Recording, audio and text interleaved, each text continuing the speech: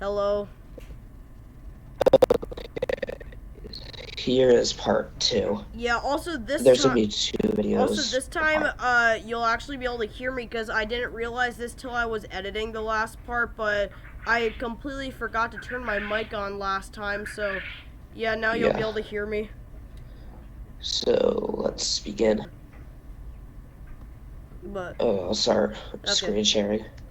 Yeah, let's start watching this.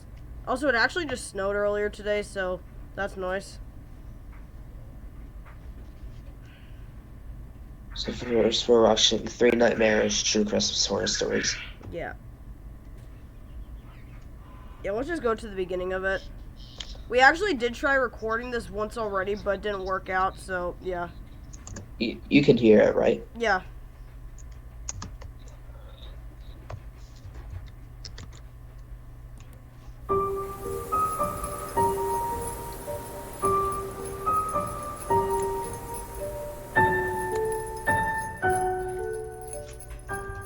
This happened back at a magical, delicate age when I still believed in Santa Claus. It was Christmas Eve night, or technically Christmas at that point. The time, I have no idea. All I know is it was late and everyone in my house was probably asleep. I woke up randomly to what I don't know, but I was probably extremely thirsty. I had to get out of my bed and walk all the way downstairs to the kitchen to get a glass of water. There were night lights on in the living room and kitchen, so I didn't have to turn on any lights to see where I was going. Whenever I was thirsty when I was a little kid, I'd always decide to finish the glass in the kitchen instead of bring it up to my room. I don't know why, just one of those stupid things I did as a kid. As I was sipping the water, I heard noises come from down in the den, where we had our Christmas tree. It sounded like a big bag. I peered my head around the wall leading down the stairway to the den, but it was a little too dark to see who could be down there. I actually thought maybe it was my mom, so I started walking down the stairs, and the rustling of the bag stopped. I turned down the couch side lamp, and there I was, greeted with a massive man, both in height and size, wearing a red suit and hat and a familiar long white beard. It was Santa Claus. He waved me over, and I nervously but excitedly walked over to him. He patted my head and said he was just delivering my presents from his black bag. I looked at the bag, which seemed to be full of small boxes.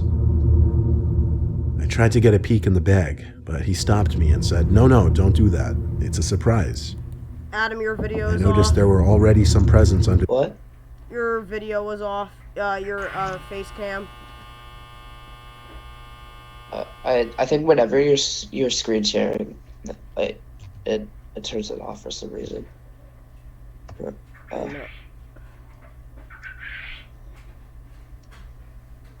What about now? Yeah, your video's on now.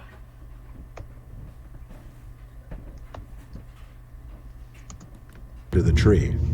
He turned me around and whispered in my ear I need to go back to bed. For some reason I didn't go. I just turned around and kept looking at Santa. Eventually he actually started walking me up the stairs, telling me we need to be quiet. He asked me which way my room was, and then he told me to go up the second flight of stairs. That was when I actually obeyed him. I looked down the stairs when I was at the top, and all I saw was the eerie figure of the Santa Claus looking up at me. I realized he turned off the nightlight as I was walking up the stairs. I went to my room and shut the door, excited that I just saw Santa. As I tried to fall back asleep, I heard a loud bang from downstairs in the den. The sound traveled all the way back up to my room. I assumed that was Santa leaving the house. The next morning, I woke up early to my mom's screams downstairs. I ran down to the den, where my mom and dad already were, to a disturbing and confusing scene for my young self.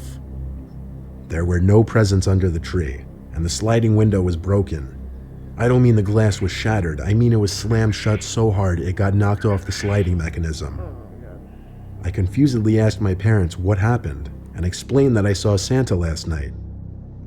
When I told them this, they frantically tried getting as much info out of me as possible.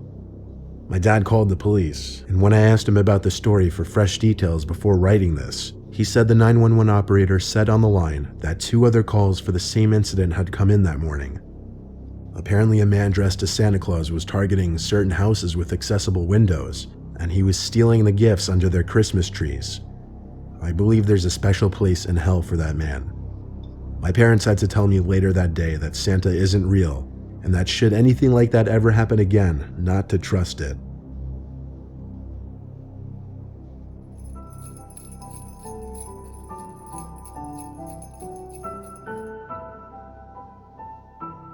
I once worked as a night security guard for a brief, horrible part of my life. It was for many places, but for the longest time, a mall in Chicago, which I'll leave the name out so that the story can in no way get traced back to me. As the lone night security guard in a huge city mall, it was very relaxing and laid back. But of course, working graveyard hours was the worst, especially when I had to do it on Christmas Eve night. I did my regular pacing back and forth the wide halls of the mall, occasionally having a seat by the big center Christmas tree which would stay lit 24/7. After getting a coffee from the security lounge section, I stepped back into the hall and noticed all the way on the other side of the mall, a light was on in one of the stores. A light that wasn't on before, I swear it. No one was supposed to be in the mall besides me. I jogged over to the store and set my coffee down under a plant. It was a jewelry shop. I tried opening the door, but it was locked. So how could anyone be in there? The light in the store suddenly started flickering, so naturally I had to chalk it up as faulty wiring, false alarm. I knelt down to pick up my coffee again, and as I looked up, I saw someone's head behind the front counter of the store. Just their head, like they were hiding. But it happened so fast. One moment there was light, the next darkness, and when the light flicked back on again, the head was gone. I literally rubbed my eyes and shook my head, wondering was I seeing things. I took my master keyring off my belt and fiddled for the key to the store. I didn't know where the light switch was, and to be honest, I was way too freaked out to check behind that counter with nothing but a flashlight. I shut the door and relocked it and walked back to my post by the Christmas tree. I started chugging my coffee because I really thought I was losing it after seeing what I saw. The lights in that store all the ways down on the other side of the hall were still off, but I heard a click and then a bang echo down in my direction, followed by someone running across one side of the hall to the other, before disappearing in an intersecting exit hallway. I sprang up and almost spit out the remainder of my coffee. I ran down the hall till I came to the intersecting smaller hallway. This hallway, which led to one of the exits, had a bunch of massage chairs, coin-operated kiddie rides, and the public restrooms. I didn't see anywhere else that person could have gone besides the restroom, as the exit doors were all locked from both sides. I got to the door of the men's bathroom and stopped, once again faced with the fear of confronting whoever was in that mall with me. I cracked the door open just slightly, enough for me to start speaking into the bathroom, saying whoever's in here needs to get out before I call the cops. There was a crying and moaning type noise coming from inside the restroom. I opened the door fully and realized it was coming from one of the stalls. I repeated what I said at the door, but the crying sounds didn't stop. I knelt down in front of the stall to get a peek under, and I saw two... It says that the Zoom meeting will end in 6 minutes. Should we go on Google Meet instead? Yeah, because I assume that your mic is working now. Yeah. So, should we do that right now? What? Should we do that right now? Yeah, hold on guys, we'll be back. Okay, hello guys, we're back. Yeah, we're back. Yeah, we had to go on to a new call because the other one was about to end, so... Yeah, but we're back on... Yeah. So, let's just continue. Okay. Sure. Yeah, let's just, go from where we left off. Yeah. Also, ignore the background audio if you guys hear any background. Again, that's just the quails in my house. So, yeah, just ignore that.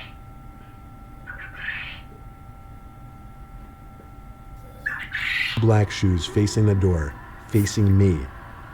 It seemed the person was just facing the stall door, making these crying noises. Hold on, I'll mute my mic. So it doesn't Crying stopped, and then the next thing I saw was the person on the other side of the stall quickly get on their knees and look under the door back at me. I recognized it as the same person from behind that counter in that store. I got back on my feet and left the bathroom to call the police and explain the situation.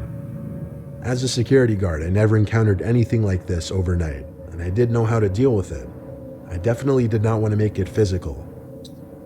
A couple police officers came to the doors at the end of the hall, and I let them in.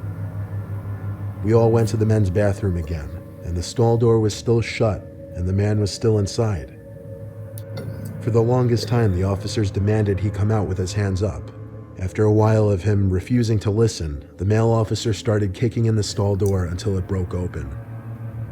The two officers apprehended the nut job inside the stall. As they walked him out of the mall, though, the man had his head turned to look at me the entire time. I looked away. His dead eyes staring into my soul genuinely disturbed me. He looked like he wanted to kill me. Before he was put in the back of the police car, he said my name, and I immediately got the chills. The officers said they would find out who he is and everything, and they went on their way. My shift ended a few hours later, and for the remainder of my time working at that mall, I was always paranoid every time I'd turn a corner that he'd be standing there.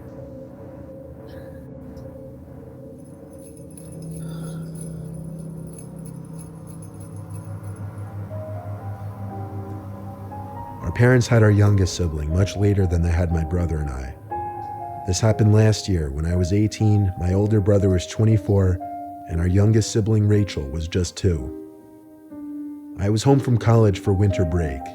My older brother would be returning home from out of state in a few days, and my parents were on a couple's vacation. It was about a week before Christmas, and I was tasked with taking care of Rachel until my parents got back. My time watching Rachel consisted of a lot of sitting around the house, having friends over, and just watching TV and movies. I would let Rachel play in the living room with her toys as I'd watch TV with no lights on but the Christmas tree, which I always find to make watching TV a lot more relaxing. When Rachel started to get tired, I brought her up to her room, changed her, and put her in the crib upstairs. I made sure to turn on the baby monitor as my parents did every night just to make sure I could hear her if she got restless. Something to note, Rachel's room shares a bathroom with my mom and dad's room. So basically, both my parents' and Rachel's rooms are connected to a bathroom, which thus connects the two bedrooms in a sense. I went back downstairs to watch TV. I think I was watching The Grinch when sounds started coming from the baby monitor. Distorted, human-like noises. It didn't sound like Rachel, so I hurried back upstairs to Rachel's room. I burst in so quickly and aggressively that she immediately awoke and started crying. I looked around the room naturally. Then I picked Rachel up and started gently rocking her. But I realized this didn't help. She was probably too big for it. So I put her back down in the crib and started tickling her, then gently whispering her back to sleep.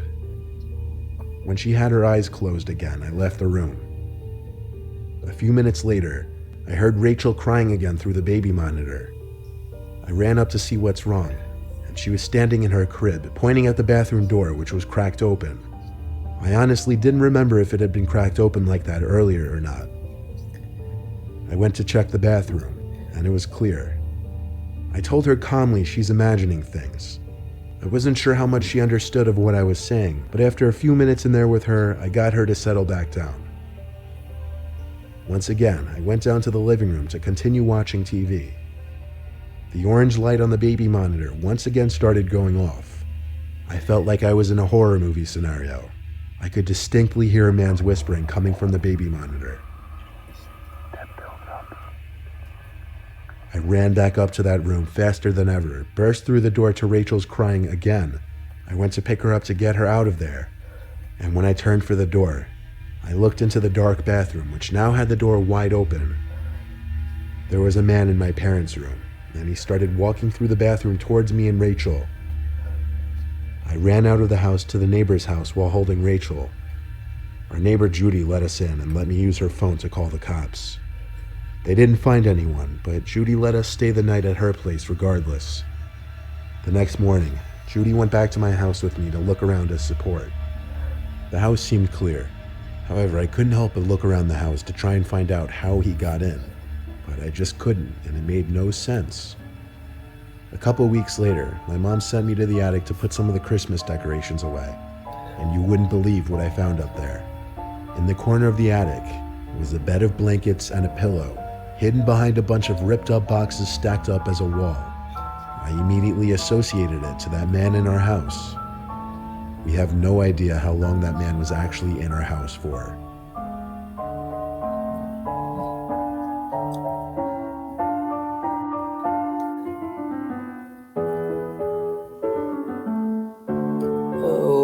Okay. Next video. Okay. Also, for any of you guys who are wondering, I'm probably going to keep my mic off for most of this because of that. And I feel like it'd just be annoying to have it on the whole time, so I'm going to keep it off for most of this. But, yeah, next one. Yeah, this is the next one. Should I keep my mic off? It's not about how hard you get knocked down. Let's start the second video.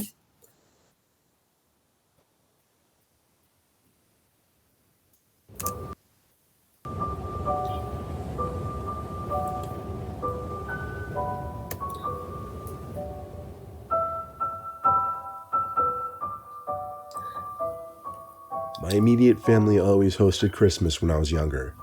At the time, we lived on the upper level of a two-family house. My parents owned the house and rented the bottom floor out to multiple tenants throughout the years. Christmas time of 2012, a new tenant had just moved in downstairs. He was a quiet-seeming 30-something-year-old male, and quiet was the kind of tenant my parents were looking for. Unfortunately, a few days into him moving in downstairs, there would be a lot of noises at off hours of the night. Like, for example, the front door would open and shut numerous times throughout the night, and sometimes there would be loud talking, in some instances yelling. My dad went downstairs one night to see what the commotion was, and to ask him to keep the noise down. That was the start of my dad's suspicions about that guy downstairs. Fast forward to Christmas Eve night. We had the whole family over, dining room table stretched out with all 20 seats taken. My Uncle Jake is a heavy smoker, so he goes outside to smoke several times throughout the night. After our main course, Uncle Jake went outside for yet another smoke. He mistakenly left his phone on the table, however, and when it rang a few times after he went outside, my dad ordered me to go run his phone to him outside. So I grabbed his flip phone and ran it down the stairs. However, before I went out the front door, I stopped and noticed the back door was open. See, when you walk into the house, there's a little hallway with 3 doors. One door which led to the downstairs apartment, the front door, and then a hallway that stretched to the back door. The back door was open, so I figured my uncle went out back. The phone was still ringing, so I hurried to the backyard to find my uncle, but he didn't seem to be back there. Just when I was about to give up, I heard someone in the shed, and the shed door was open. I called for my uncle, and someone came out of the shed. It was too dark to see him, but I was pretty sure it was my uncle. He started walking over to me fast. At first, I assumed because he wanted to answer his phone in time, but when he got close enough to the lights from inside of the house, I could see his face. It wasn't my uncle, but rather the tenant from downstairs. For some reason, the way he was approaching me I found intimidating, so I turned and ran for the door. I slammed it in that man's face and went to the front yard, where I found my Uncle Jake smoking. I stood by him and told him about the downstairs tenant, and how he seemingly just charged at me. My uncle is the kind of guy to not really take things I say seriously, or he's just not that kind of person to confront someone. I stayed with him until he finished his smoke because I was uncomfortable. Then we walked back upstairs to the dinner table together, where I told my dad about the tenant in the shed and how he followed me. There was a silence at the table, and my dad seemed a little concerned, but I guess he didn't want to ruin the remainder of our Christmas dinner, so he waited until we were done to check outside. When he came back up, he said the neighbor wouldn't answer his door, but that the shed outside was shut. A couple hours later, the last of our family left, and my immediate family started getting ready for bed. I stayed up in the living room by the fire and tree because I liked the lighting the two gave off. I watched a Christmas movie, and I guess I nodded off at some point while watching it. However, I do remember waking up suddenly from a kind of half sleep, and hearing a creaking on the stairs. I was too tired to move from my laying position, plus I assumed it was just my mom, dad, or sister. Not to mention our giant Christmas tree blocked my view of the stairs. We had all carpeted floors upstairs, so I couldn't hear whoever it was roaming around. But I heard a door down the hall open, probably my sister going back to bed. By now the fire seemed to be almost dead, and the movie I was watching was over. The clock under the TV read 1 in the morning. I figured I'd just stay on the couch at that point because I was so comfortable. A few minutes later, I heard something rustling by the tree. It sounded like an ornament fell off of it. Someone had definitely walked into it. I flipped on my side and looked at the tree, but it was as still as it always was though. I flipped back on my other side, eyes still open, and saw a man standing over me, bending slightly. Of course, initially my first reaction was to scream. My second reaction was to analyze the face to see if it was my father, and when I realized it wasn't my father, rather the downstairs tenant, I screamed even louder. The man tried to cover my mouth, but at that point I think he realized it was too late. Everyone heard me.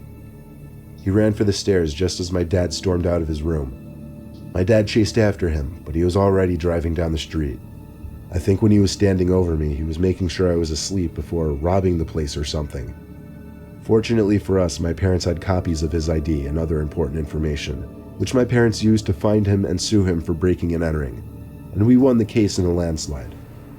Don't let that take away from the fact that it was still an insanely scary thing to go through.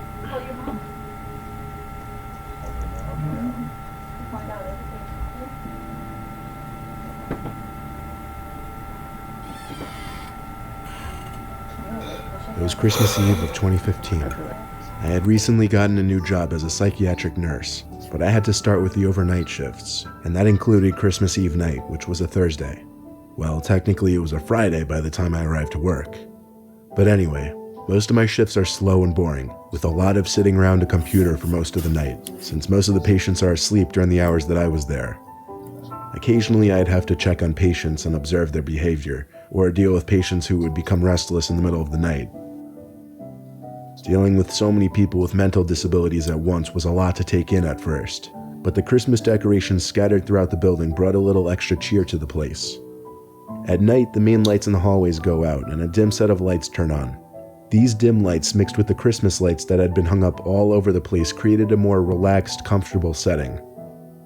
There was one particular patient who had been creeping me out. Her name was Abatha. She was an old, sickly lady with severe schizophrenia. She oftentimes would mumble to herself incomprehensible things, and sometimes she'd say things out loud that I'd assume were directed at me, but she'd just be talking to herself. It was about 3 in the morning when I went to go check on Abatha, who had been awake the whole night. I came in and asked if she needed anything, and she just looked at me with a horrific smile and laughed. It gave me chills because I felt like I was witnessing something from a scary movie. She looked away from me and started muttering something. I didn't understand most of it, but the words that did pop out to me were, "Check the bathroom." I asked her to repeat herself, but she didn't acknowledge me. She just turned to her side and rested her head on the pillow. I tried to get her to confirm she wanted me to check the bathroom, but she wouldn't answer now. So I checked the bathroom across from her bed in her room, but as I expected, there was nothing out of the ordinary. I left her room and went back to my desk in the hall. Then I looked at the bathroom door across from my desk. My curiosity got the better of me, so I went into the bathroom, but the lights wouldn't turn on. I stood by the doorway listening for a moment, and I heard breathing and then a click sound from one of the stalls. I went to get the door stopper from behind the desk and wedged it under the bathroom door so that the light from the hall would let me see at least a little bit into the bathroom. I got on my knees and checked under the stalls from a distance. No feet could be seen in either of the stalls, though. One stall of the 2 had its door shut, though. I went up to it and stuck my eye through the crack of the door. It was really dark, but I felt like I could see something at the back of the stall. I got back down on my knees to look under the door, but when I did, I couldn't see what I thought I just saw. I got back up and took one more look through the crack of the door, and there was someone's face right on the other side, peeking through the crack just as I was. I almost fell to the floor in fright, but managed to run to the door and slam it shut. I grabbed the key from the desk and locked the bathroom door. I told another nurse that there was someone in the bathroom, but when we checked together, not only did the lights now work, but the stalls were both open and no one was inside either of them. It was impossible for someone to have left the room. I locked the door. That night, before my shift ended, I tried to question Abatha about what was in the bathroom, but she wouldn't answer me. Just as I gave up and walked to the door with my jacket on, I heard her say, "Merry Christmas." I turned and saw her giving me a smile. Only the smile didn't give me a good feeling. There was something unsettling about it. I had to turn and leave. I had to work with Abatha for a few more weeks before she was transferred to another center for hospice care. To this day, I still feel there was a connection between Abatha and whatever I saw in that bathroom. It's literally just one of those stories I just can't even try to understand or rationalize, but it still haunts me.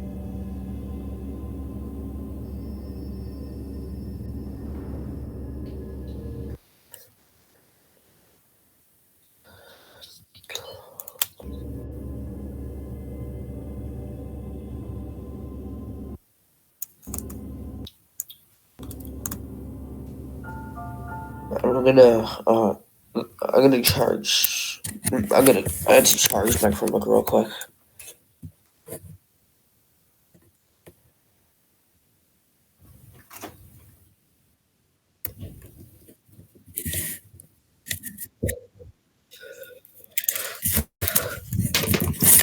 My mic is going to be muted for now just so that you guys don't have to listen to the background audio because there's a lot of background audio going on right now, so for now I'll keep my mic muted. I might turn it back on later, but I don't know.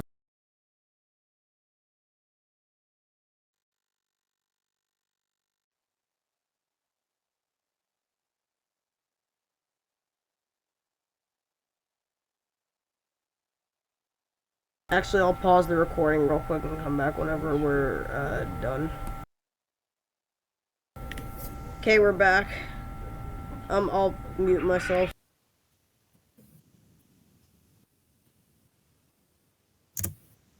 Last year for Christmas, I wanted to do something new with my girlfriend. We just got a new apartment together last year and still...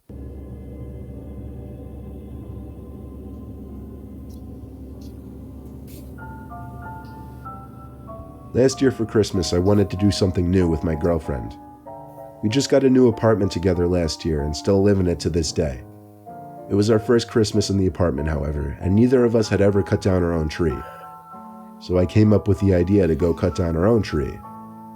Luckily, we live in New Hampshire, so spruce trees happen to grow in our state.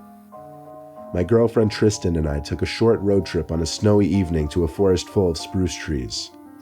I chose to go while it was snowing because I felt it made the whole experience more Christmassy. I pulled my pickup truck up into what appeared to be a small opening on the side of the road. It was hard to tell given that there was snow on the ground. I heard gravel crunching under the tires as I pulled off the road. It was a perfect place to leave the truck while Tristan and I went to find a tree. We were in a very hilly part of the state, so we had to do a lot of uphill walking.